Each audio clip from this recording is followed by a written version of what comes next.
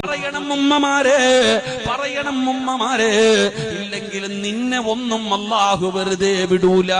നിന്റെ കുടുംബത്തിന്റെ അകത്ത് അനാചാരങ്ങള്, പേക്കൂത്തുകള്, ഗാനമേളകള്, ചെണ്ടമേളങ്ങള്, ബാൻഡുമേളയും പടച്ചവനെ പടക്കം പൊട്ടിയിരും എന്തെല്ലാം ഇതാണ് ചെയ്ത് കാണിക്കുന്നത്.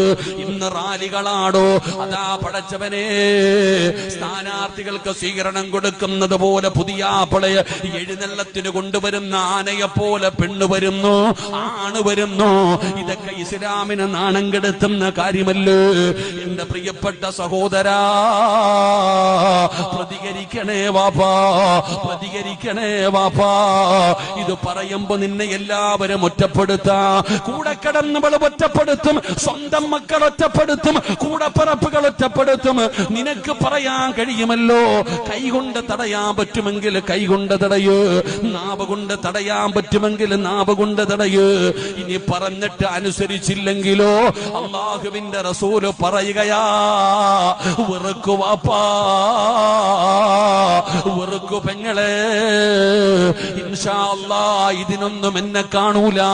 പള്ളിയിലെ നിക്കാഹിന് ഞാൻ ഉണ്ടാകും, അത് കഴിഞ്ഞാ പിന്നെ എന്നെ നിങ്ങൾ കാണൂല. അങ്ങനെ പറയാനുള്ള ചങ്കൂറ്റമുണ്ടായാൽ ഇന്ന് പലരും പറയും അവരായി, അവരുടെ പാടായി. എന്തിനാ നമ്മൾ മിണ്ടാതെ നടക്കുന്നത്? ഭാര്യ പറയുന്നു നിങ്ങൾ പറഞ്ഞാൽ അവര് കേൾക്കൂല, ഉമ്മ നിങ്ങൾ പറഞ്ഞാൽ അവരനുസരിക്കൂല. പല വാപ്പമാരും പറയും ഉസ്താദേ അത് മക്കള് ചെയ്തതാ.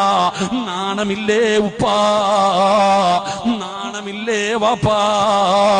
അത് പറയുന്ന നിനക്ക് ലജ്ജയില്ലേ? അതുകൊണ്ട് ഞാൻ പറയുകയാണ്, വീടിന്റെ അകത്ത് അനാചാരം നടക്കുമ്പോ അത് പറഞ്ഞാ എല്ലാവരും നിന്നെ ഒറ്റപ്പെടുത്തും, എല്ലാവരും നിന്നെ കളിയാക്കും, നിനക്ക് ശത്രുക്കൾ ഒരുപാട് പേരുണ്ടാകും.